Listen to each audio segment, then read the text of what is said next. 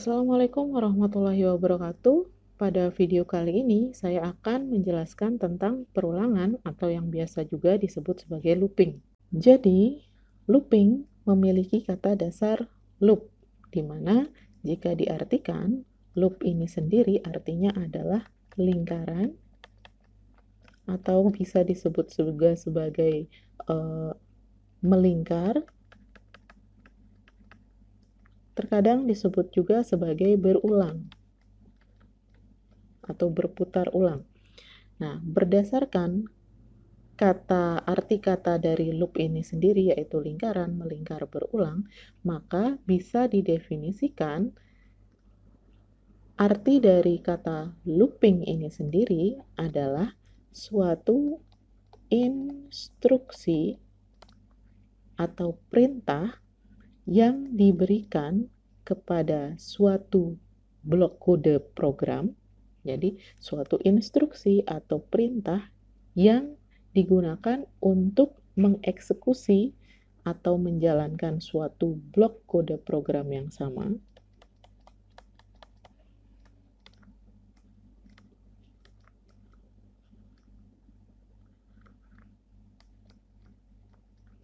Nah, di mana blok kode program yang sama ini akan dieksekusi secara berulang-ulang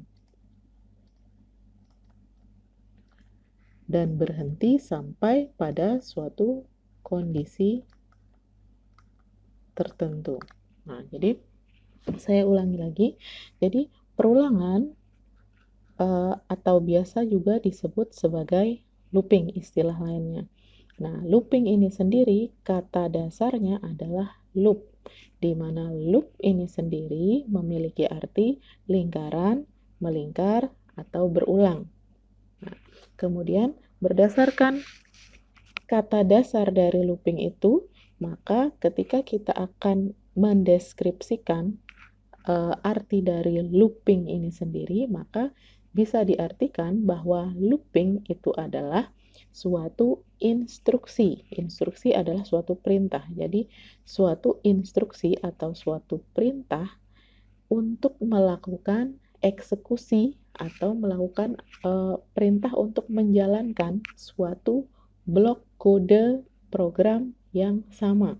Jadi, eksekusi dilakukan terhadap suatu blok kode yang sama. Harus sama blok kodenya. Nah, eksekusi terhadap blok kode yang sama ini dilakukan secara berulang-ulang dan akan berhenti perulangan tersebut sampai pada suatu kondisi tertentu. Jadi, umpamanya saya sedang berada di titik X, kemudian saya berjalan menuju titik Y. Nah, X ke Y ini berada di dalam satu blok yang sama umpamanya. Nah, di sini ada lagi misalnya A sama B. Nah, X dan Y, A dan B ini masing-masing punya blok sendiri. Jadi, biasanya satu blok ditandai dengan adanya kurung kurawal buka dengan kurung kurawal tutup di dalam suatu bahasa Java sebagai tanda start dan end-nya berada di dalam satu blok kode yang sama. Nah, di sini kita umpamakan ini dia mulai berjalan start di sini, end di sini. Mulai start di sini, end di sini. Nah, ini artinya antara X dan Y adalah satu blok yang sama, A dan B adalah satu blok yang sama. Nah, di sini ketika perintah atau eksekusi terhadap blok kode yang sama, artinya ketika saya berjalan dari X menuju Y, nah harus dilakukan secara berulang. Jadi eksekusi dilakukan secara berulang pada satu blok kode yang sama. Jadi ketika saya berjalan dari X menuju Y, maka dilakukan perulangan. Artinya perulangannya adalah melingkar atau berulang. Jadi dari X saya berjalan ke Y, maka saya kembali lagi. Balik lagi ke X, kemudian ke Y lagi. Balik lagi ke X, kembali ke Y lagi, dan begitu seterusnya sampai kepada saat suatu kondisi tertentu.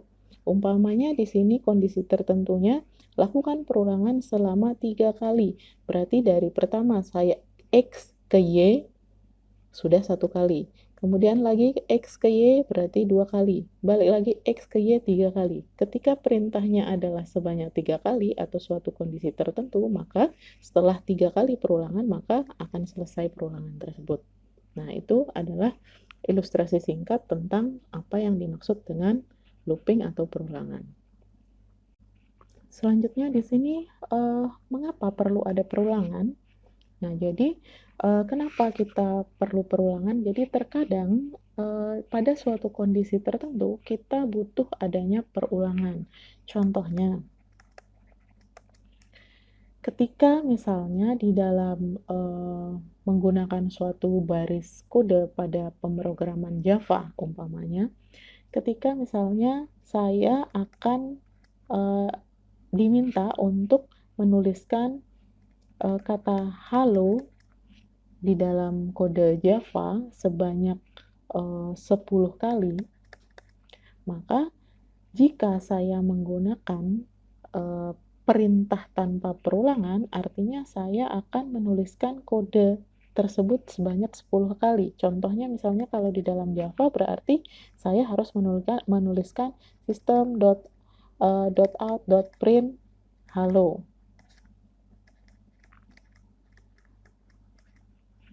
Kemudian lagi system.out.print halo.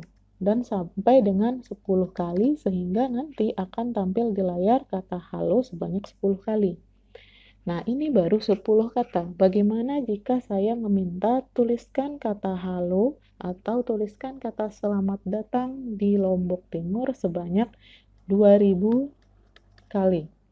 Nah, jika jumlahnya 2000 kali, apakah kita akan menuliskan baris kode tersebut sebanyak 2000 kali juga? Tentunya ini akan menghabiskan banyak waktu karena kita akan menulis banyak sekali baris kode yang sama secara berulang-ulang. Kedua, akan kemungkinan terjadinya suatu kesalahan, entah kesalahan pada suatu tanda tertentu atau menuliskan suatu kata tertentu menjadi salah dan lain sebagainya. Menghitung jumlahnya sudah berapa kali mungkin salah. Jadi bisa memungkinkan banyak sekali kesalahan jika kode yang sama ini akan ditulis secara berulang-ulang sebanyak 2000 kali. Oleh sebab itu, untuk mengatasi masalah tersebut, maka dibuatlah suatu solusi. Solusinya yaitu dengan menggunakan looping atau perulangan, sehingga baris kode tersebut menjadi lebih simpel dan lebih singkat. Nah, dengan baris kode yang lebih singkat tersebut, maka jika terjadi suatu kesalahan, maka kesalahan tersebut itu lebih cepat diketahui kesalahannya ada di mana, lebih gampang saat dilakukan perbaikan. Selanjutnya, di sini di dalam perulangan dengan bahasa pemrograman Java, terdapat beberapa pernyataan-pernyataan untuk melakukan perulangan. Nah, di sini pernyataan-pernyataan tersebut yaitu satu, ada perintah yang namanya while, kemudian ada perintah yang namanya do while, dan ada perintah yang namanya for. Jadi masing-masing perintah perulangan ini fungsinya sama, tetapi cara penulisannya dan cara membacanya yang berbeda. Nah, selanjutnya nanti kita akan membahas satu persatu bagaimana penulisan perintah untuk while, do while, dan for. Selanjutnya di sini yang akan kita bahas pertama kali yaitu perintah while. Nah, di sini perintah while itu digunakan untuk suatu proses perulangan di mana suatu blok pernyataan akan dijalankan secara terus-menerus selama kondisi bernilai true. Jadi selama kondisi atau syaratnya masih terpenuhi, maka blok tersebut akan terus berulang, akan dikerjakan secara terus-menerus dan berhenti ketika kondisi sudah bernilai false. Nah, jadi penulisan pernyataan while seperti yang terlihat pada kotak yang sudah diberikan warna orange yang ada di sini. Jadi membacanya lakukan perulangan selama kondisinya bernilai true. Jadi, selama kondisinya bernilai true, maka kerjakan blok pernyataan yang ada di dalamnya. Bila digambarkan dengan diagram alir, maka bisa dibaca seperti ini. Jadi, selama suatu kondisi terpenuhi, atau ketika kondisi ini bernilai true atau benar, maka cetak baris pernyataannya. Tapi ketika kondisinya adalah salah atau false, maka langsung mencetak apa pernyataan sesudah while, atau dia akan mengeksekusi apapun setelah while tersebut. Tuh. Contoh penggunaan perintah while di sini. Jadi di sini saya punya contoh. Saya memiliki suatu variabel X di mana nilai X-nya adalah 2. Nah, kemudian di sini kondisinya selama X-nya adalah 2, maka kerjakan blok perintah yang ada di dalamnya. Nah, jadi saya umpamakan di sini untuk menjawab ini. Jadi, saya memiliki variabel X ini. Saya memiliki variabel X di mana nilainya adalah 2. Oke.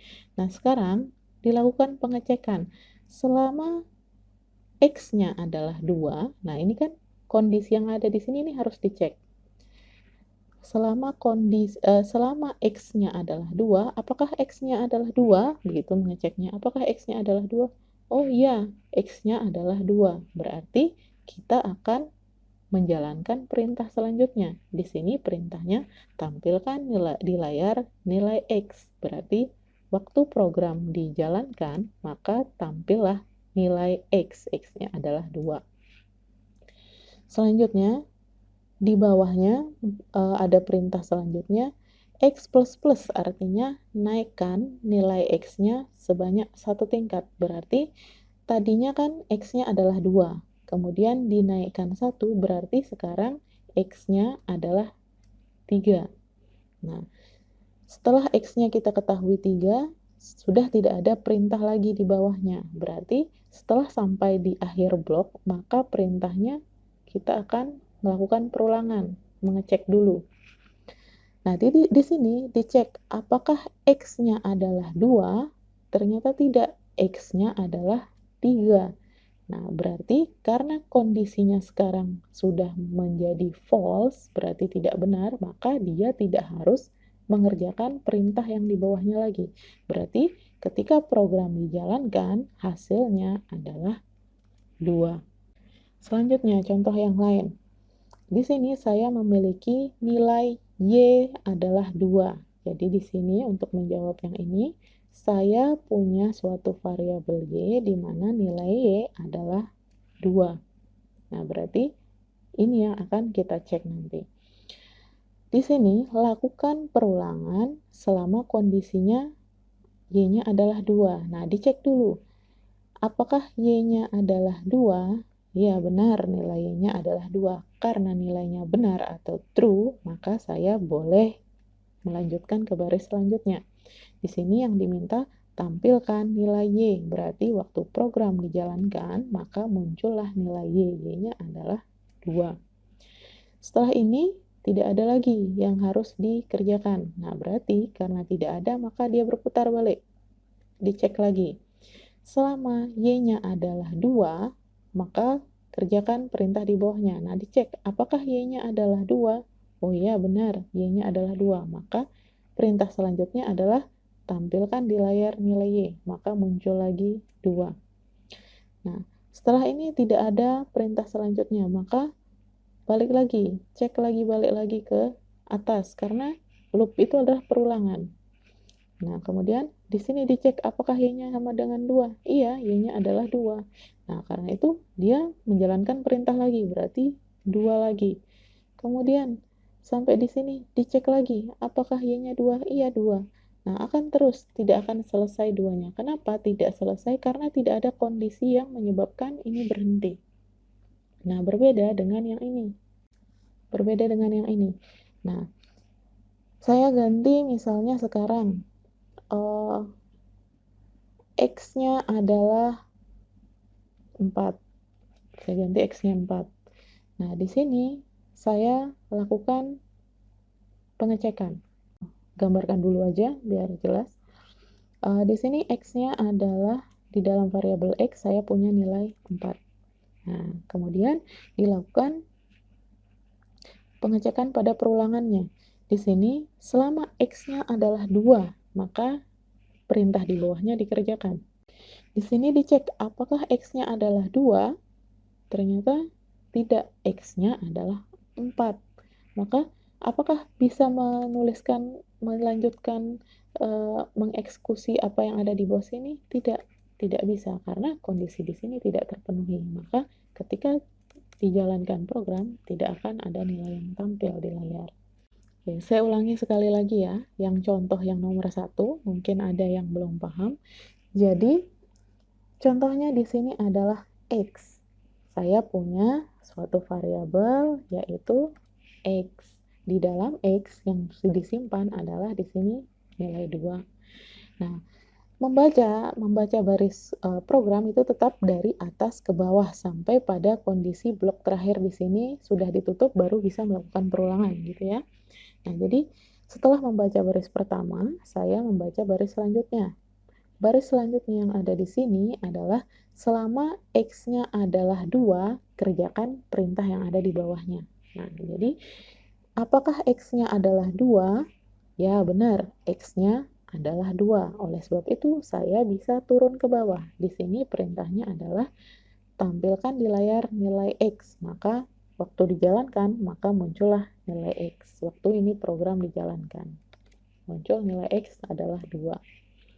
Nah, setelah sampai di sini, maka karena ada baris yang lain yang harus dikerjakan, maka saya membaca yang ini. Di sini katanya, naikkan nilai X-nya 1. Kita punya nilai X 2, jika dinaikkan 1, berarti sekarang nilai X-nya adalah 3. Nah, karena sudah tidak ada baris di bawahnya yang harus dibaca, maka dia akan balik ke while ini. Nah, jadi di sini dicek lagi apakah X-nya adalah 2? Jawabannya tidak. Kenapa? Karena sekarang X-nya adalah 3. Nah, karena tidak, maka yang muncul adalah 2. Karena di sini kondisi tidak terpenuhi lagi, maka yang ini sudah tidak perlu untuk dibaca lagi. Contoh selanjutnya, di sini contoh ketiga, saya memiliki suatu variabel F di mana nilai yang tersimpan adalah 3. Kemudian di sini dikatakan selama nilai F lebih kecil atau sama dengan 5, maka kerjakan baris yang ada di bawahnya. Oke, di sini kita cek kondisinya. Apakah nilai F lebih kecil atau sama dengan 5? Apakah 3 lebih kecil atau sama dengan 5? Ya, 3 memang lebih kecil dari 5. Sehingga kondisi ini bernilai true. Karena true, maka kerjakan perintah selanjutnya. Di sini perintahnya naikkan nilai F-nya 1. F++, naikkan nilai F-nya 1. Sehingga sekarang F kita tidak 3 lagi, tetapi 4. Nah, kemudian perintah selanjutnya, tampilkan di layar nilai F. Jadi, waktu program dijalankan, tampilkan nilai F. F yang kita miliki adalah 4. Maka muncul di layar 4. Karena sudah habis, tidak ada perintah lagi, maka naik lagi, balik lagi. Nah, sekarang cek lagi kondisinya. Apakah nilai F yang kita miliki sekarang lebih kecil atau sama dengan 5? Ya, karena 4 lebih kecil sama dengan 5. Karena ya, maka turun lagi ke bawah. Naikkan nilai F-nya 1. Sekarang nilai F-nya adalah 5. Nah, setelah nilai F-nya 5, ada perintah selanjutnya. Tampilkan di layar nilai F. Maka nilai F adalah 5. Sudah tidak ada perintah lagi, berarti naik lagi. Berulang lagi. Cek lagi sekarang, apakah nilai F lebih kecil atau sama dengan 5? Ya, 5 sama dengan 5. Oleh sebab itu, turun lagi ke bawah. Apakah naikkan nilai F-nya 1. Tadi kita sudah punya 5, berarti sekarang F kita adalah 6. Kemudian selanjutnya tampilkan di layar nilai F, berarti sekarang saya punya 6. Nah, kemudian naik lagi ke while. Naik lagi, cek kondisinya. Apakah 6 lebih kecil atau sama dengan 5? Tidak, karena jawabannya tidak, maka di bawahnya tidak perlu dikerjakan lagi. Sehingga waktu program dijalankan, yang muncul adalah 4, 5, dan 6. Contoh keempat. Di sini saya punya suatu variabel namanya A. Di dalam A tersimpan nilai 1. Nah, kemudian di sini perintahnya, selama nilai A lebih kecil atau sama dengan 3, maka lakukan perintah di bawahnya. Nah, kemudian kita cek apakah nilai A lebih kecil sama dengan 3? Ya, 1 lebih kecil dari 3, sehingga kita bisa melanjutkan ke perintah di bawahnya. Di sini perintahnya tampilkan di layar nilai A, berarti waktu program dijalankan muncullah nilai A, yaitu 1. Kemudian selanjutnya naikkan nilai A-nya 1, berarti sekarang saya sudah A saya bukan 1 lagi karena dinaikkan 1, sekarang A saya adalah 2. Nah, setelah nilai A-nya 2, kemudian di sini balik lagi ke while. Dicek sekarang apakah nilai A yang saya miliki lebih kecil atau sama dengan 3. Karena yang saya miliki sekarang 2, berarti 2 ya lebih kecil dari 3. Oleh sebab itu, saya bisa melakukan system.out.print nilai A. Sekarang yang saya tampilkan adalah nilai 2. A++ selanjutnya, naikkan nilai A-nya 1, berarti sekarang saya punya 3. Balik lagi ke while. Apakah nilai 3 lebih kecil atau sama dengan 3? Ya, 3 memang sama dengan 3, sehingga saya bisa melakukan system.out.print A, berarti tampilkan di layar nilai A. Naikkan nilainya 1, A-nya sekarang 4, bukan 3 lagi. Nah, balik lagi ke while. Cek apakah 4 lebih kecil dari 3 atau sama dengan 3? Tidak, karena tidak maka selesai. Maka waktu program dijalankan yang muncul adalah 1, 2, 3. Nah, untuk melakukan pembuktiannya kalian bisa mencoba pada Eclipse dan dicoba dijalankan. Kita cek nanti apakah hasilnya adalah sama yang saya jelaskan dengan yang kalian coba di dalam Eclipse. Untuk perintah do while dan for akan dilanjutkan ke video selanjutnya. Wassalamualaikum warahmatullahi wabarakatuh.